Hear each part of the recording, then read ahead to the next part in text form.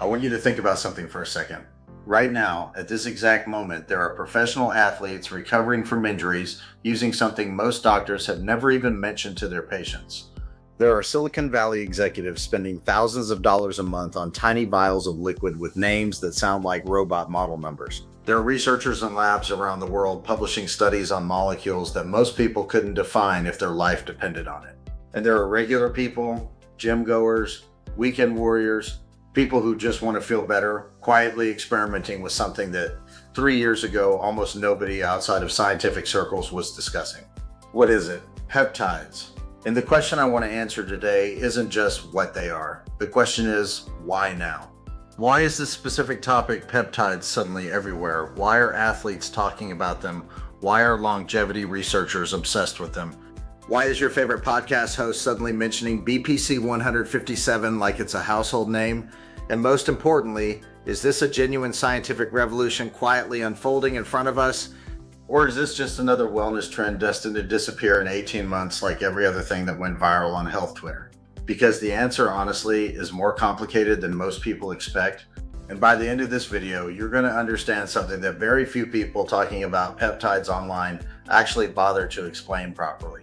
Here's something I find genuinely fascinating about how information spreads. Almost every major scientific or technological shift follows the same pattern. First, there's a long period where researchers quietly work in relative obscurity. They publish papers, they attend conferences, they debate each other in academic journals that most people will never read. And then suddenly something clicks. The public notices. Think about what happened with AI. Neural networks have existed since the 1940s. Deep learning had been advancing rapidly since the early 2000s. Researchers knew something big was coming for years, but the general public didn't notice until ChatGPT launched in late 2022. Overnight, AI was everywhere, every news headline, every dinner table conversation, every boardroom. But here's the thing most people miss about that moment. The science didn't suddenly get better the day ChatGPT launched. What changed was public attention. The work had been happening for decades. The breakthrough was just finally visible to everyone. The same thing happened with GLP-1 drugs. Semaglutide, the compound behind Ozempic and Wegovy, had been in development for years. Scientists understood its mechanism, trials had been running, results were coming in, and then the public noticed. And suddenly everyone had an opinion on a drug most people couldn't pronounce 6 months earlier. Which brings me back to peptides, because I think we're watching the exact same pattern happen right now, and most people don't realize they're in the middle of it. Okay, before we go any further, we need to build the foundation. Because if you don't understand what a peptide actually is, everything else we talk about on this channel is going to feel like noise. So let's make this as simple as it can possibly be. Your body is made of proteins, thousands of them. Every enzyme in your body, protein. Most hormones, proteins, are derived from proteins. The structure of your muscles, protein. The antibodies in your immune system, proteins. Proteins are enormous, complex molecules, and proteins are made of smaller units called amino acids. Think of amino acids like individual Lego bricks. One Lego brick sitting alone on a table isn't particularly impressive, but connect 20 of them together, you start building something. Connect hundreds, now you've got something complex and functional. Here's where peptides fit in. A peptide is essentially a short chain of amino acids, longer than a single amino acid, but shorter than a full protein. Generally, scientists consider anything with fewer than 50 amino acids to be a peptide. Anything longer than that starts crossing into protein territory. Now here's the part that makes peptides so interesting. Because of their smaller size, peptides can do something proteins often can't. They can act as precise biological signals. Imagine your body as an enormous city. Trillions of citizens, your cells, all doing different jobs, constantly communicating, constantly sending and receiving messages. Peptides are part of the messaging system. Some peptides tell cells to start a process. Some tell cells to stop. Some influence hormone levels. Some play a role in how your body responds to injury. Some seem to affect energy production at the cellular level. And your body is already producing many of these peptides naturally. That's one of the things that makes the field so fascinating.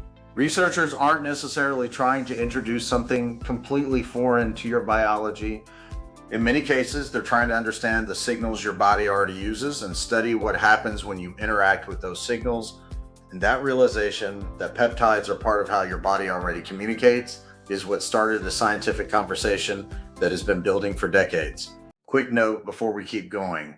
If you're brand new to peptides and want a solid foundation, I put together a free beginner's guide that covers everything from what peptides actually are, to the 7 most talked about ones, to how to tell real science from online hype. It's called the PeptideAtoZ Beginner's Guide, and it's completely free. Link is in the description. Grab it. It'll make everything we talk about on this channel click a lot faster.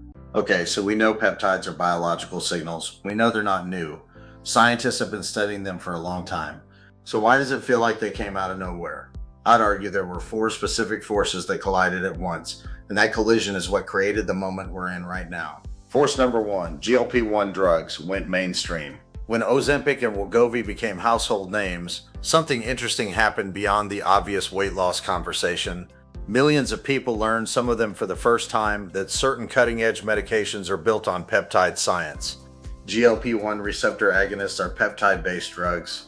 That fact suddenly made peptides feel real and relevant to people who had never thought about them. Force number 2, the longevity movement went mainstream. Something shifted in how people think about health in the last few years. It used to be that most people thought about health reactively. You get sick, you see a doctor, you get better. But a growing number of people, especially younger generations, started thinking about health proactively. They stopped asking, how do I avoid being sick? And started asking, how do I optimize how I feel and function for the next 40 years? That shift created a massive appetite for anything related to longevity, recovery, and performance. Force number 3, biohacking went from fringe to mainstream. Not long ago, if you told someone you were tracking your sleep data, measuring your HRV every morning, and experimenting with your nutrition, they would have looked at you like you had 3 heads. Today, there are apps for all of it, wearables for all of it, entire communities built around all of it. Health optimization became a hobby for millions of people. And once you're the kind of person who tracks your sleep, reads studies about nutrition, and optimizes your recovery, peptides are a natural next conversation. Force number 4, social media compressed the timeline. A podcast clip goes viral. A well-known athlete casually mentions BPC 157 in an interview. A YouTube video gets 3 million views. A Reddit thread gets pinned and shared thousands of times. Information that used to take years to filter from scientific papers to public awareness now moves in weeks. All 4 of these forces hit at basically the same time, and the result is the moment we're in right now, where peptides, something scientists have been quietly studying for decades, suddenly feel like the most interesting topic in health and longevity, because for a lot of people, they suddenly are. All right, let's talk about the specific names that keep coming up, because if you've spent any time in these conversations, you've definitely heard at least some of them.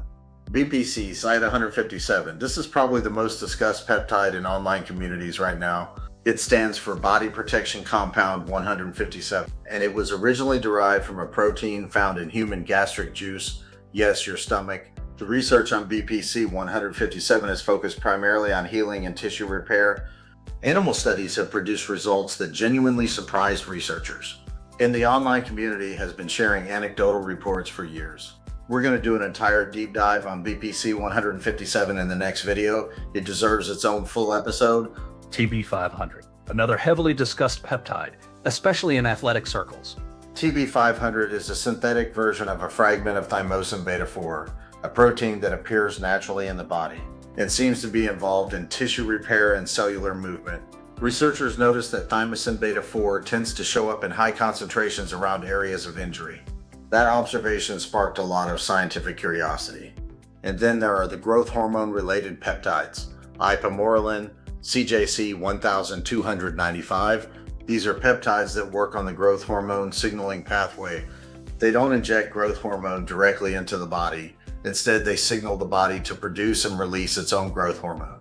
Growth hormone naturally declines as we age, which means anything that interacts with that pathway tends to attract serious attention from the performance and longevity communities. PeptideAtoZ. Here's one that most people outside of research circles have never heard of, but that might change soon. PeptideAtoZ is encoded in your mitochondrial DNA. Your mitochondria, the energy producers inside your cells, actually produce this peptide. Researchers have been exploring its potential role in metabolism, insulin sensitivity, and cellular energy.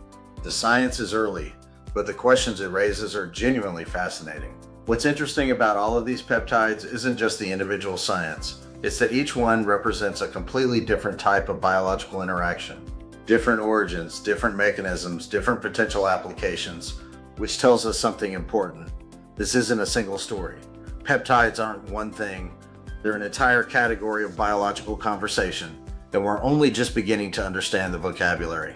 Okay, this is the part of the video that I think matters more than anything else I've said so far, because I'd be doing you a disservice if I spent this whole video talking about how exciting peptides are without having an honest conversation about what we actually know versus what we don't. Here's the uncomfortable truth about the peptide space right now. A lot of the conversation online is running significantly ahead of the science. Animal studies are not human studies. What works in a rat does not automatically translate to what works in a human being. Biology is complicated, the human body is complicated, and the history of medicine is littered with things that looked incredible in animal models and then didn't pan out the way researchers hoped in humans. That doesn't mean the research is wrong, it means it's incomplete. Imagine you're reading about a new restaurant that's getting incredible reviews from people who visited the test kitchen. The chef is talented, the dishes looked amazing, everyone in the test kitchen was excited, but the restaurant hasn't opened to the public yet, the full menu hasn't been finalized, and the reviews you're reading are from a controlled environment, not from real customers ordering off a real menu. That's a bit like where a lot of peptide research is right now. The early signs are genuinely interesting, the researchers are excited, but the full picture for humans isn't complete yet. Good science says, here's what we found, here's what we still don't know, here's what we're still figuring out. Bad marketing says, this definitely works, here's why you need it right now. This channel is going to be firmly in the first category. Every single video we make will tell you both sides, what the research shows and what it doesn't. So let me bring this all together. Peptides are short chains of amino acids that act as biological signals throughout your body. They're not new. Scientists have been studying them for decades, but a perfect storm of public awareness driven by GLP-1 drugs, the longevity movement, biohacking culture, and social media brought them into mainstream conversation almost overnight. There are specific peptides generating enormous discussion right now: BPC 157, TB 500, Ipamorelin, MOTSC, and others, each with its own research history and biological story. The science is genuinely exciting. The unknowns are also real, and navigating that gap honestly is exactly what this channel exists to do. Because here's what I believe: the people who will understand this space the best and make the most informed decisions are the ones who learn to think clearly about it, not the ones who believe everything they read online, not the ones who dismiss it all as hype, the ones who actually understand the science. And that's what we're going to build together on this channel, one peptide at a time.